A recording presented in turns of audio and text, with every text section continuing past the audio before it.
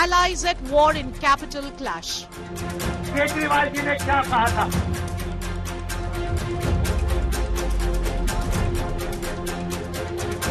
Rahul versus Kejriwal fierce fight. Paris जैसी दिल्ली, सब जगह यही हाल है। Rahul trains guns on Kejriwal. जैसे प्रचार नरेंद्र मोदी जी करते हैं मीडिया का, झूठे वायदे, एक के बाद एक, एक के बाद एक, एक के बाद एक झूठे वायदे, वैसे ही स्ट्रेटेजी केजरीवाल जी की। Kejriwal alleges Congress BJP collusion. Rahul ji के बयान के ऊपर मैंने यही कहा कि मैं इस पे टिप्पणी नहीं करूंगा। उसका जवाब कांग्रेस ने नहीं दिया, उसका जवाब बीजेपी के एक बड़े नेता ने दिया। ये जो पर्दे के पीछे का गठबंधन था, इस बार वो दिल्ली के चुनाव में पर्दा उठ गया। BJP mocks Congress AAP alliance.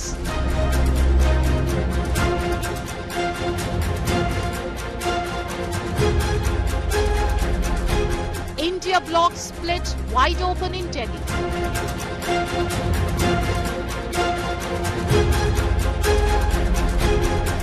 State Award Delhi, top focus on 5 Live. It's like death in slow motion, India Alliance edition. Every single day brings a new wound, every single day brings a new flashpoint, and one is only left wondering how long before the India Alliance is formally wrapped up. As someone famously said, births are always celebrated and announced, but deaths are almost never announced, especially when it comes to alliances. And maybe that applies to the India Alliance as well. Is it just going to be a slow death in the middle of the noise of the Delhi election? We'll find out here on 5 Live. I'm Shiv. Thanks for being with me. Many years ago, Rahul Gandhi had famously said that he admires Arvind Kejriwal and the Aam Aadmi Party.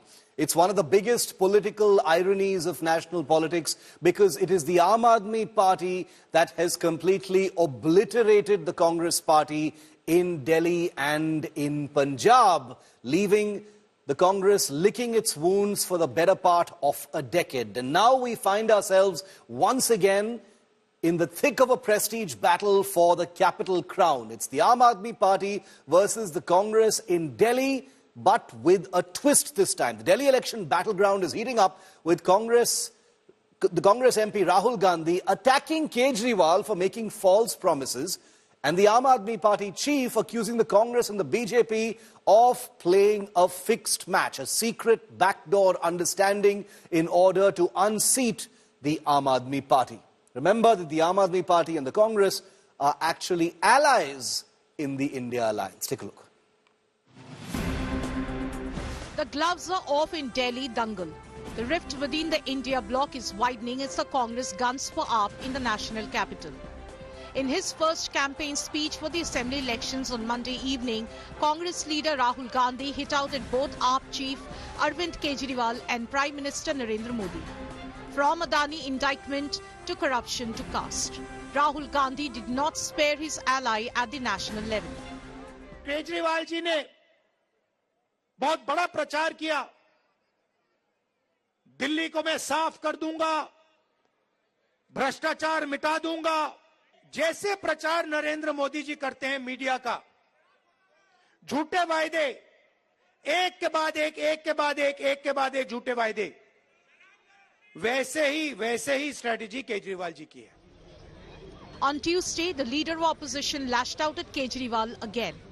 Paris जैसी दिल्ली, सब जगह यही हाल है।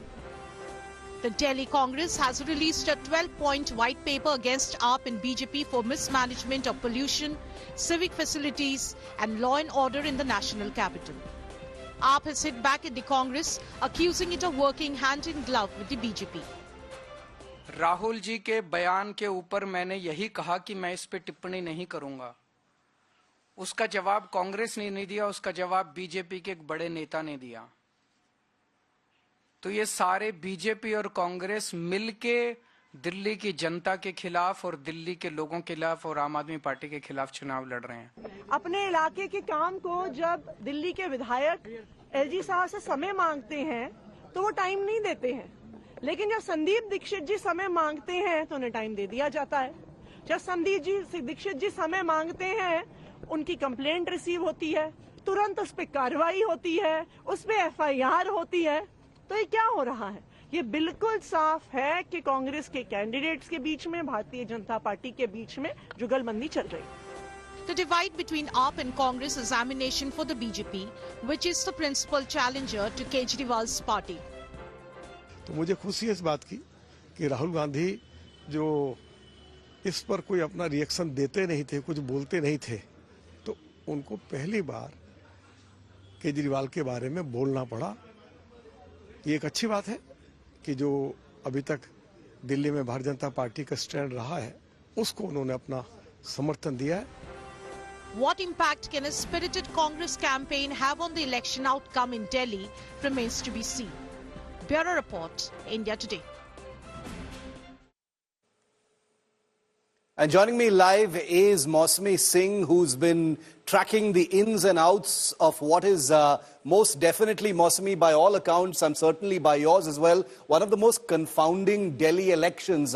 We had this conversation a few days ago. You've just, Mausami has just written a cracker of an analysis piece that's up on our website. You can check it out on indiatoday.com. But, the nemesis shadow play that appears to be going on between the Aam Aadmi Party and the Congress. Help us understand it, Mausami. I mean, the irony is obviously there. The Aam Aadmi Party accusing the Congress of being the B team of the BJP. The Congress accusing the BJP and the AAP being in cahoots with each other. How does this actually play? Who's going to come out on top? Does the Congress understand the kind of ironic fix it is currently in? Clearly, Shiv, the Aam Aadmi Party proved to be the nemesis for the Congress Party in the Delhi elections and then later in 2014. And because it was on the plank of anti-corruption that the Aam Aadmi Party came into being. And life has perhaps come full circle for the AAP Congress equation with the Bonhomie and the Lok Sabha election camaraderie, though that was a bit limited and not in full swing because of the severe distrust that actually always prevailed between the two. We've seen that how Rahul Gandhi and Arvind Kejriwal have avoided sharing platforms and stages.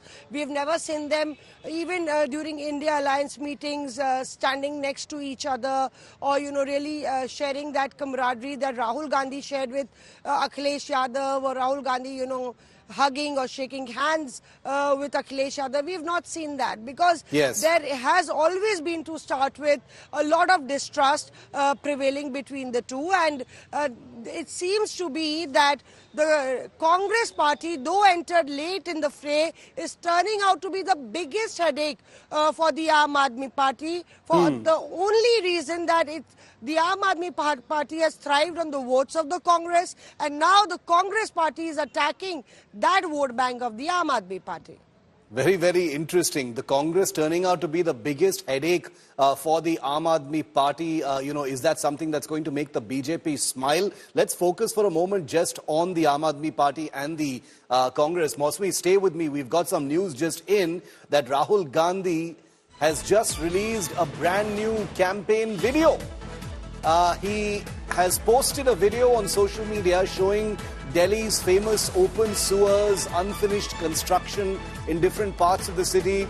He's taunted Arvind Kejriwal, who had once said, "Main Delhi ko Paris bana dunga." Rahul Gandhi has said, "Is this Paris like Delhi? Is this Kejriwal's Delhi?" So Rahul Gandhi taunting Arvind Kejriwal.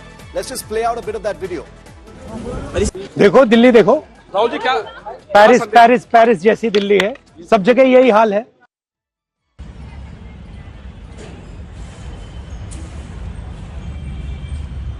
अब इन्होंने इतना temporary, और इसके लिए मैंने भी LG से time मांगा है इनकी कंप्लेंट करने के लिए कि जो ये करप्शन हुई है इसके अंदर 6 महीने के अंदर ये कैसे है कि ना लागू है। देखो दिल्ली देखो, राहुल जी, क्या पेरिस जैसी दिल्ली है, सब जगह यही हाल है। Mosmi, a video where Rahul Gandhi appears to be taunting, Arvind Kejriwal, which is sort of expected, par for the course in the heat of a campaign. But I still want to understand what is the Congress's calculus in this election. With Rahul Gandhi, even though belatedly jumping onto the battlefield, is the Congress fighting to win? Are they aware of the stakes of doing well and benefiting the BJP? What does the Congress want its role to be?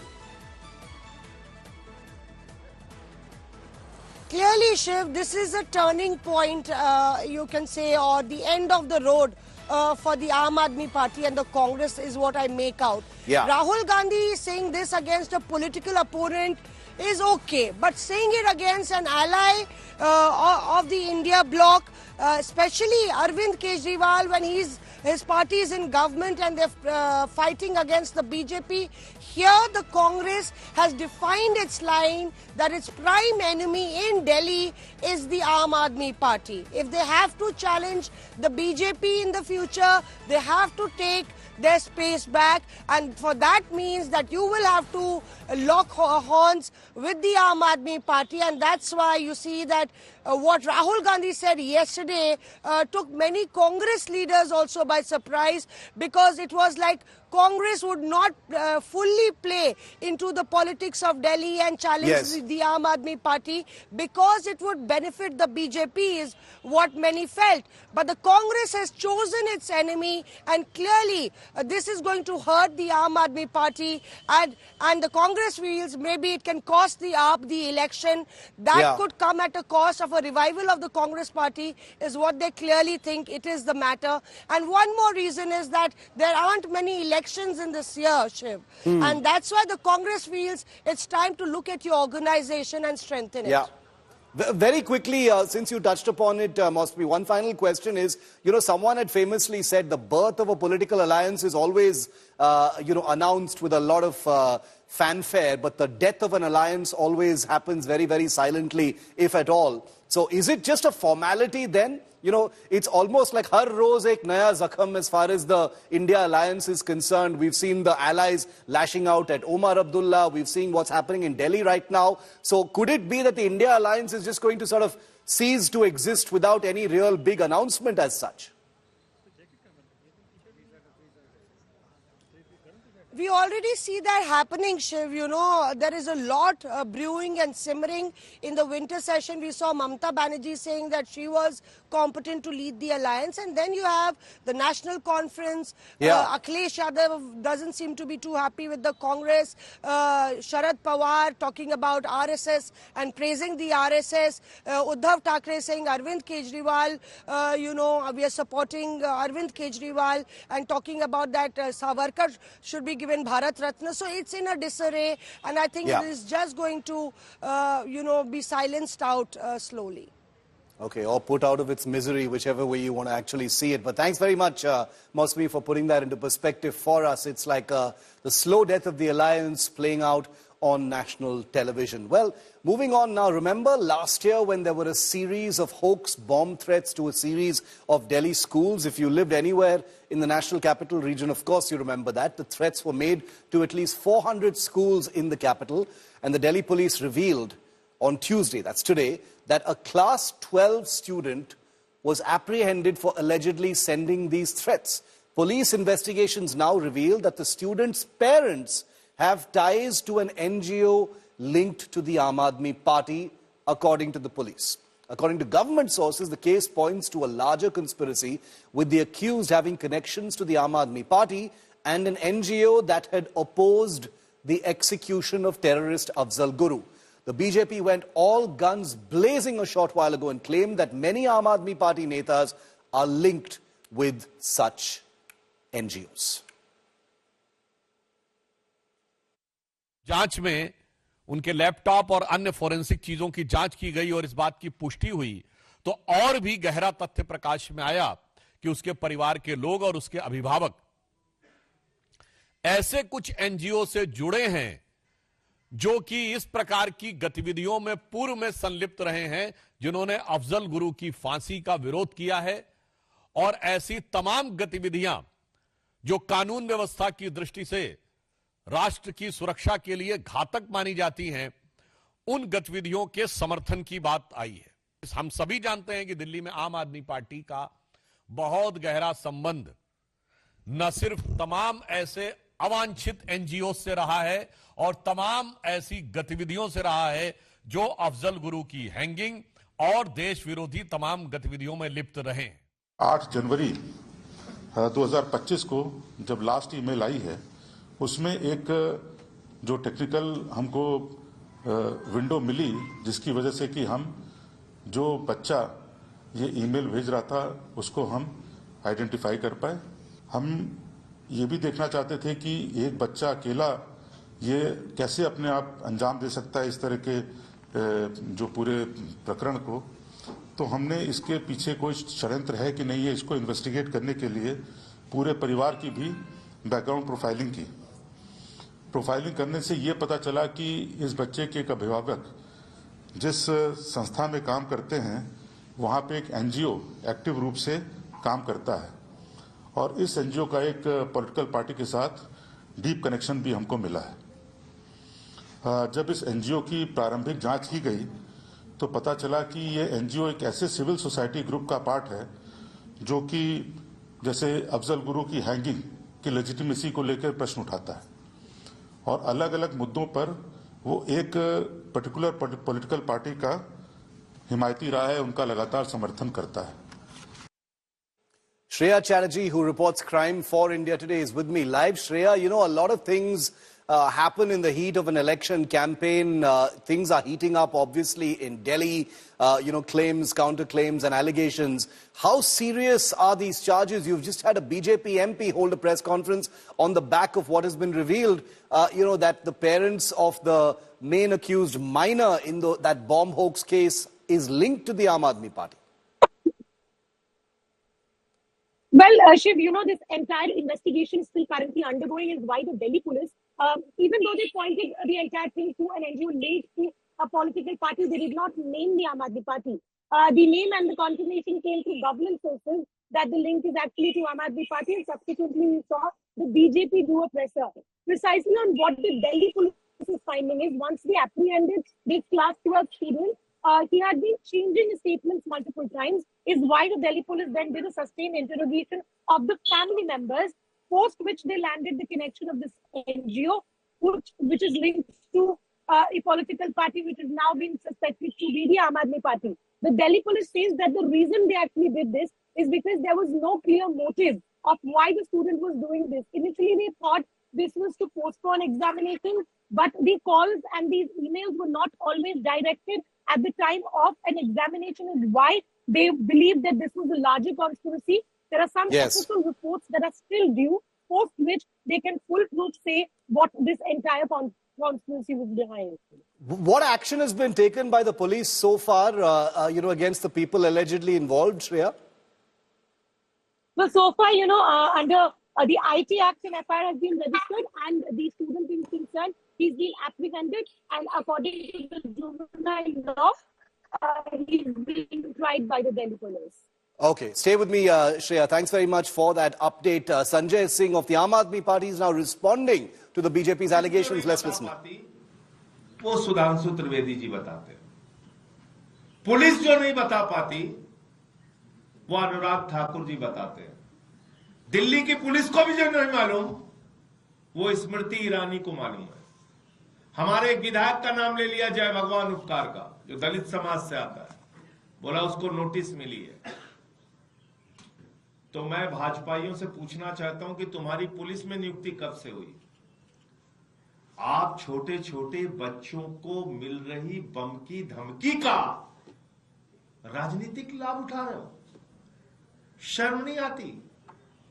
राजनीति का स्तर इस स्तर तक गिरा दिया आपने। पहली घटना कब हुई दिल्ली के अंदर? बच्चों के स्कूल को बम से उड़ाने की पहली घटना हुई, धमकी की पहली घटना हुई मई के महीने में।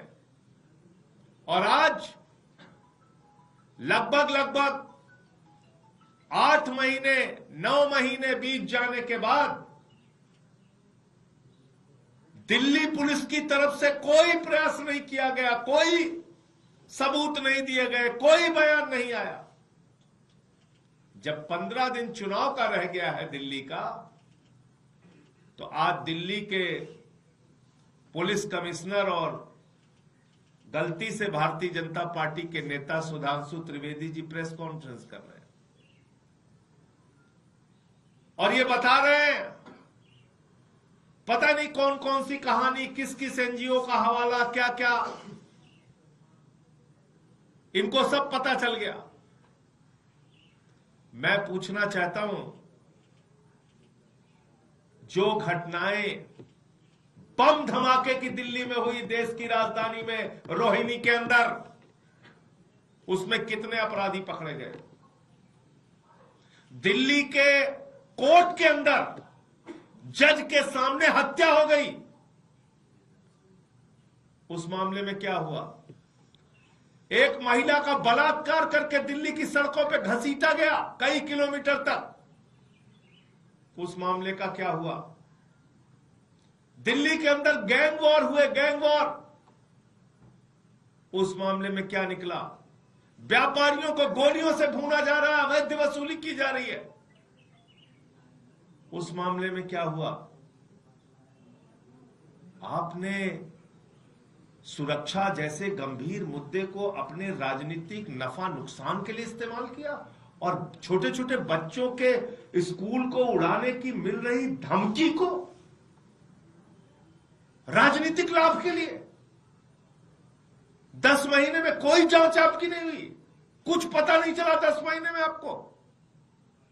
अचानक 15 दिन पहले एक मनगढ़ंत कहानी लेके आप आ गए।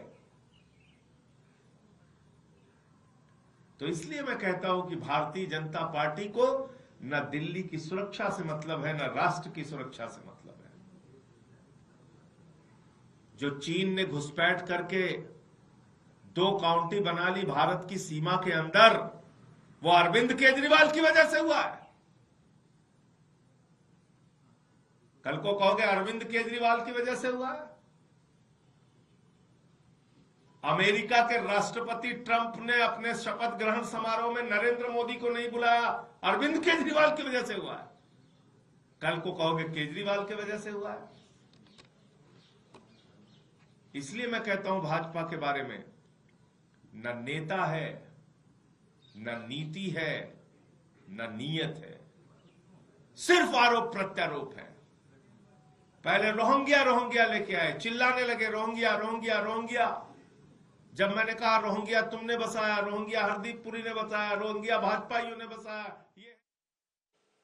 And like we were telling you about the India alliance and the slow death that's taking place there after Prime Minister Narendra Modi inaugurated the Zedmore tunnel in Sonmarg, Jammu and Kashmir yesterday, India bloc allies are now openly targeting their partner, their ally, Jammu and Kashmir Chief Minister Omar Abdullah of the National Conference, because in his speech he praised Prime Minister Modi during the event. Chief Minister Omar had hailed the Prime Minister's commitment to J&K's development and emphasized that recent assembly elections saw no rigging or misuse of authority. Omar Abdullah further touched on the sensitive issue of J&K's statehood, expressing optimism. His comments have gone viral and raised a lot of eyebrows within the opposition camp, with many wondering why Omar Abdullah, beyond the normal cordial confines of a federal relationship and protocol, needed to heap praise on Prime Minister Narendra Modi, a person seen as a nemesis by the India alliance. The foundation for that project was laid, conceived, DPR prepared, money sanctioned. No doubt, when we lost the elections, naturally it was the next government we had to carry forward. They delayed it. I know the tenders were floated, but there were certain objections raised by our senior leader Digvijay Singh Ji. As far as I remember, he raised certain questions on that tender process, and thereafter tender had to be recalled, re-tendered by this government. So the delay was on their part. Omar Abdullah has taken a historic mandate, 50 seats, for restoration of Article 370. And he is using that mandate to normalize things in the favor of BJP. He is normalizing जो historically उनकी party ने उनकी family ने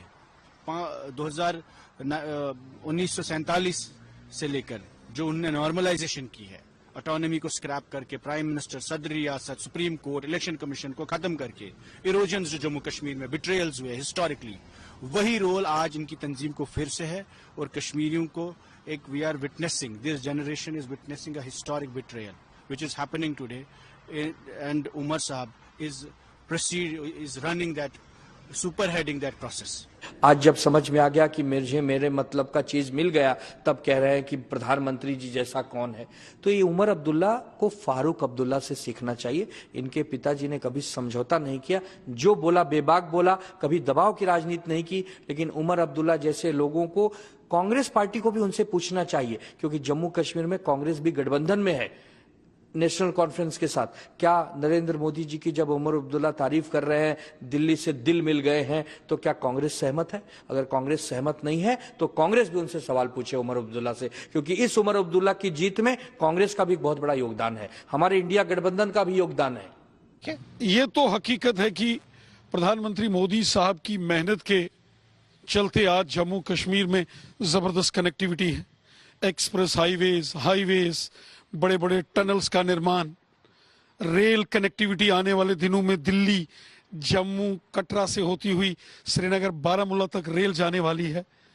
और इसके साथ साथ आप जम्मू कश्मीर के बॉर्डर के, सीमांत के, पहाड़ी पर्वतीय क्षेत्रों में, गांवों में, शहरों में जबरदस्त डेवलपमेंट जो हुई है वो मोदी साहब की देन है।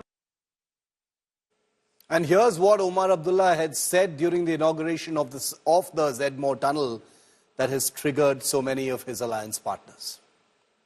आपने कहा कि दिल की दूरी और दिल्ली से दूरी, इन दोनों चीजों को मिटाने पे आप लगे हुए हैं, और वाकई आपके काम से ये साबित होता है। 15 दिन के अंदर अंदर जम्मू कश्मीर को लेके ये आपका दूसरा प्रोग्राम है। इससे पहले जम्मू को रेल डिवीजन से आपने नवाजा और उस प्रोग्राम में आपने शिरकत की, और आज खुद आप सोनमर्ग आए हैं इस टनल का इफ्तिताह करने के लिए। ऐसे प्रोजेक्टों से न सिर्फ दिल की दूरी बल्कि दिल्ली से दूरी जो है वो कम हो जाती है। And here's what Abdullah Senior, Farooq Abdullah, the father of the Chief Minister, had to say about the India alliance attacks. Take a look at what he said. Omar Abdullah लोगों का चुनाव मंत्री है और वो किसी के इशारों पे नहीं चलता, वो लोगों के इशारों पे चलता है। और जैसे बात सोचते हैं उनको गलतफहमी से निकलना चाहिए। हमने दिल्ली से लड़ाई नहीं करनी है, हम दिल्ली से मिलकर चलना है, इस रियासत की मुश्किलों को दूर करना है। हमने लड़ाइयाँ नहीं लड़नी है।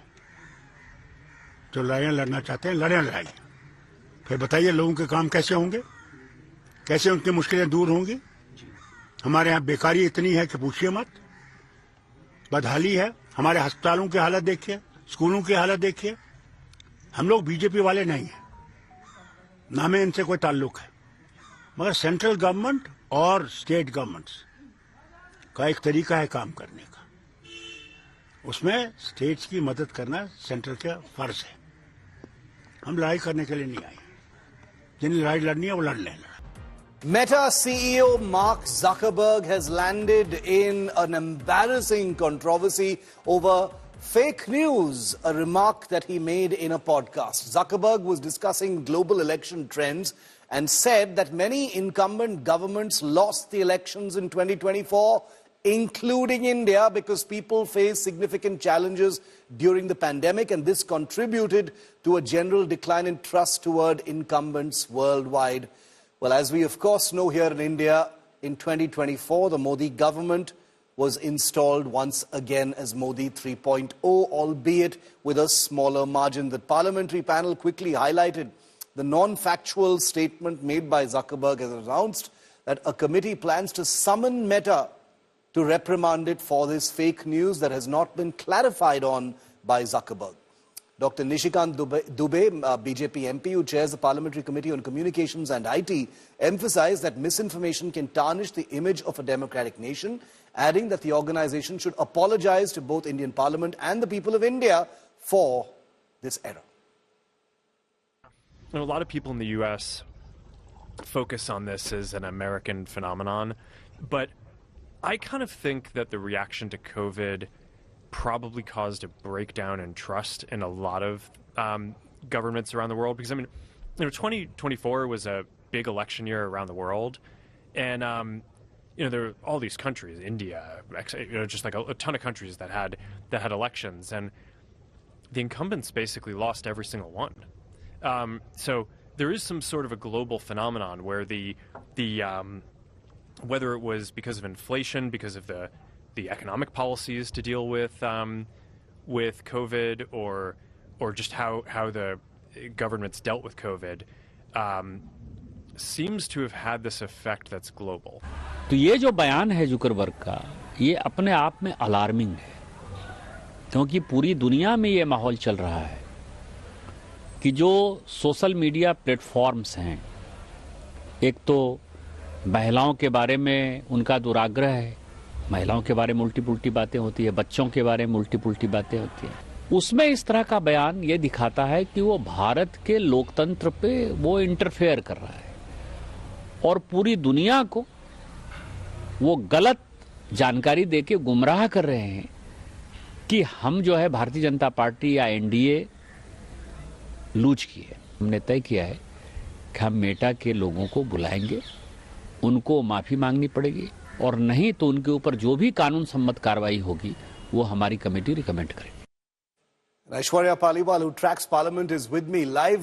Aishwarya, this is sort of heating up to be a pretty high-profile kind of collision between Indian Parliament and Meta CEO Mark Zuckerberg.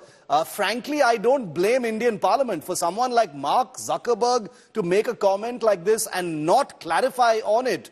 From the world's largest democracy, it's totally understandable that the government and Parliament especially wants action. Well, they definitely want action. Shiv, a statement which has been made by none other than the CEO of Meta, the person who's owning most of the social media platforms at the moment. He's given out this information which basically said that the incumbent Indian government, which meant the BJP government, lost the 2024 elections. What's even more shocking is the fact that no clarification has come, neither from Mark Zuckerberg nor from Meta. The government very, very clearly saying that we have been saying for quite some time social media platforms need to make sure that the information that they give has to be correct, it has to be factual. And when Mark Zuckerberg himself was speaking about fact checkers, then why is this statement not being clarified? Now see, they have we are understanding the Parliament is looking at calling in Mark Zuckerberg. That's something which I think at the moment will not be possible. Mark Zuckerberg flying down to India to answer to Indian Parliament in something I don't believe will happen. But yes, Meta officials in India, that's something Shiv, that I believe will definitely happen. The government wants a clarification to go out because they believe if this kind of misinformation keeps on circulating, and what if something like this happens in the future also? If these kind of statements are made, then what will happen? So there has to be a comma, there has to be a full stop to these kind of statements. It's just perplexing, and I'm sure you agree with me, Aishwarya, because India is a huge, huge market for Meta and all of its products, Facebook, WhatsApp, Instagram, and so much else. So it's a little perplexing why Mark Zuckerberg wouldn't just issue a clarification. He may have misspoke. It may have been an error, in the heat of a conversation. So what's the big deal in just saying, he misspoke and it was, it's regretted because obviously it's incorrect. Does he really want to afford to antagonize a market as big as India? I don't know where this is going, but we'll keep a track of it. Aishwarya, thanks very much for getting us that update.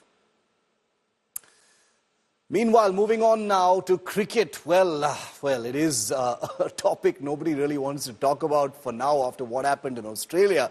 But the BCCI has decided to take some strict measures to discipline the Indian cricket team. Except, are they really disciplining the team or are they putting in place punitive measures against the families? A string of disappointing results for the Indian team has led the world's most wealthy cricket body to frame rules that will restrict the amount of time players can spend with their wives or girlfriends while on tour. The BCCI is also set to introduce certain baggage limits for players. Here's the story.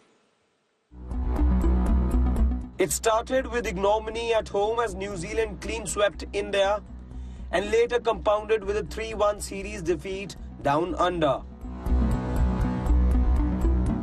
Sources tell India Today that the BCCI is unhappy with the latest set of results and will now introduce strict curbs on the men's cricket team. The cricket body will be setting strict rules to limit family time for players when on a tour. If the Indian team is participating in a tournament which is 45 days or longer, families will not be allowed to stay with the players for more than 14 days. If the tour is shorter, the duration may be reduced to 7 days. The BCCI is also clear that wives cannot stay with the players for the entire tournament.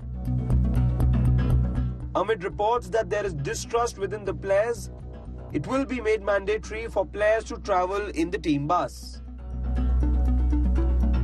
Even Coach Gambhir's personal manager will not be allowed to sit in the VIP box or travel on the team bus and will have to stay in a different hotel. And lastly, if the baggage weighs more than 150 kgs, then the players will be asked to bear the additional cost. The Indian team is under pressure to deliver. The Champions Trophy begins soon and the players will have to pull up their socks before the BCCI gives another rap on the knuckles. Sports Bureau, India Today. Nikhil Naz and Vikrant Gupta both with me to talk about what they think of these notifications that have just come in. Not yet officially notified, but we're hearing that they will be soon from the BCCI. Nikhil, what do you think about these restrictions? Well, Shiv, I don't think it comes as a surprise. These were things that were coming, more so after the poor results, something that you alluded to at the start of this broadcast, both in versus Australia and at home when you were playing against New Zealand. And these were certain reports that were doing the rounds about family traveling, about a few players not traveling alongside the rest of the team. And so these curbs had to come. And I think it's directly related to the performances that the Indian team have had on the field. I think some of it is going to be effective. Some of it was needed, especially for team bonding, where we would like more and more players to travel together.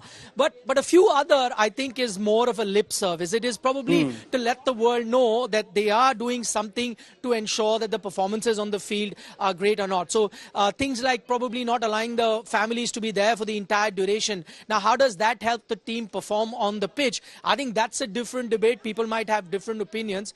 You could take a look at a few other examples in world sport. Has it always been, helpful for the team to perform well?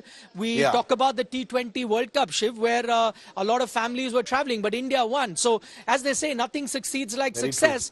So, the BCCI had to be seen to be taking certain steps. I'll give you another example. I covered the FIFA World Cup in Qatar, and Lionel Messi, as you know, was the biggest star there. His family was there for the entire duration of the World Cup. Did that hamper Lionel Messi's performance on the football pitch? Not quite. You saw, how he performed. So when things go right, then there are no issues. But when things tend to go downhill, and I think some of those steps that have been taken were needed because there was this VIP culture that was creeping in. And I think those steps have been taken to ensure that, they at least travel together with the rest of the team. Those are there, much needed. But some of the other, I think, is just, posturing, if you could say. Okay, some of it needed, some of it posturing. Vikrant, what's your view on these restrictions? Well, see, if your family is traveling with you on a difficult tour, it may help you. If you're a big player, obviously, you would want to switch off when you come back to the room and you've got your family on your side. But if you, Shiv, are the captain or the vice captain or a senior player or a coach, it doesn't really help the team, the youngsters. Sourav Ganguly's captaincy was built around the fact that the families did not travel as much those days. And if the captain is available in the evening, free in the evening, he would say, "Hey, Bajji, kahan ja raha hai tu? Come here, I'll take you for dinner. Hey, young Yuvraj Singh, you come here, I'll take you for dinner." And this is how he built the team. I'm not saying that the formula is going to help in 2025, but then on a difficult tour, let's say there's a young player who would have been with the team in Australia. Maybe he wasn't getting his chances. Maybe he was not scoring runs or getting wickets. He would have wanted a hand on his shoulder in the evening. And mind you, if you start losing, if you're not doing well, the tours become very, very long. And if the coach, hypothetically, is busy with his family, if the captain hypothetically is busy with his family, or the senior players are busy with their families, yes, obviously he'll just have a couple of other youngsters who actually could be traveling on the same boat. And this doesn't really help. Nikhil will remember there's a story which came out that the Indian team did not celebrate the Perth victory. And I'm saying that the players would have celebrated the Perth victory. A couple of players would have gone for a dinner together. Maybe certain players would have partied with their family. But once you say that they did not celebrate the victory, it means that the entire bunch would not have necessarily sat together, had a meal. Like me and Nikhil saw the players celebrating the World T20 victory in Barbados. Yeah. So I think the family thing, I mean, it was the unwritten rule earlier as well. In the World Cups, you would have a window where the families would travel. So there's nothing wrong with the families.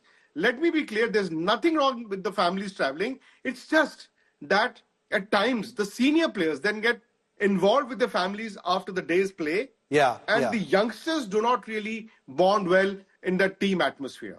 So what would you owe this to then, Nikhil? Was the BCCI, sort of pressured to make make some kind of a visible decision on the back of what happened in Australia? Is that what this is? And how is this going to go down with the senior players? Well, let me answer the second part of your question first, Shiv. I don't think that the players really have a choice. As Vikrant mentioned some time ago, for majority of the Indian cricket history, there was a situation where families were allowed, but they were only allowed for a limited time. I think it is roughly around 2018-19 when you really did not have a BCCI as such. Remember, the BCCI, because of court orders, had gone. There was a committee of administrators functioning. I think from there on, this unsaid sort of a thing came about in Indian cricket, where families could travel for the entire duration of the tour. Earlier, you were allowed. I mean, my mind goes back to the 1983 World Cup, which again India won under the captaincy of Kapil Dev. Families were there even in the final. There are famous stories of the wives actually leaving the stadium because they thought India was going to lose against the West Indies. But the families were only allowed in the second half of the tournament. Now, this kind of changed around 2018 when there was no BCCI. And that continued after you had the BCCI administrators reinstated as well. I think there is now a realization that the BCCI really needs to be putting certain rules into place with the players need to be following. And one very important thing to answer your first bit of your question is whether BCCI was pressured or not. Whether this came from within the BCCI or not, that really we can't say with a lot of certainty, but there was a lot of outside pressure. Many former players, including someone like a Mr. Gavaskar, has come on record and said that, listen, there is this VIP culture that exists in Indian cricket that really needs to be dealt with. By that he meant that, players can choose what they want. It's not just the family traveling, but also traveling, let's say, in a long tour within cities by themselves. So there were cases of, players taking those chartered jets. I gave an example of, let's say, a Lionel Messi having his entire family with him during the FIFA World Cup. But when it comes to the team traveling, quite often you'll see a superstar like Messi who can afford a private jet himself, but will travel with the team in the team uniform. So that does not exist, that you will take another plane and be away from the team, because that really hampers your, team morale, the team bonding. And I think these are things that the BCCI would have taken into consideration before deciding this. All right, so it's obviously a big talking point, and we'll be hearing more about it ahead of a possible formal notification of all these restrictions. But thanks very much, Vikrant and Nikhil, for putting that into perspective for us on the back of what happened in Australia. And it's a cold and auspicious evening on the banks of the Triveni Sangam in Prayagraj. It's day 2 of the Mahakumbh, an incredibly auspicious day, and Akshita is right there, beautifully lit up city with crores of people taking that first dip. Akshita, when are you planning to take that dip? Tomorrow, hopefully, Shiv. First of all, Pongal Nalvarthagal to you and to all of our viewers. A very happy Makar Sankranti. What an auspicious day to be here at the Mahakumbh and to witness the Amrit Snan. I was very, very busy with coverage today. Hopefully tomorrow I'll get a chance to take that holy dip.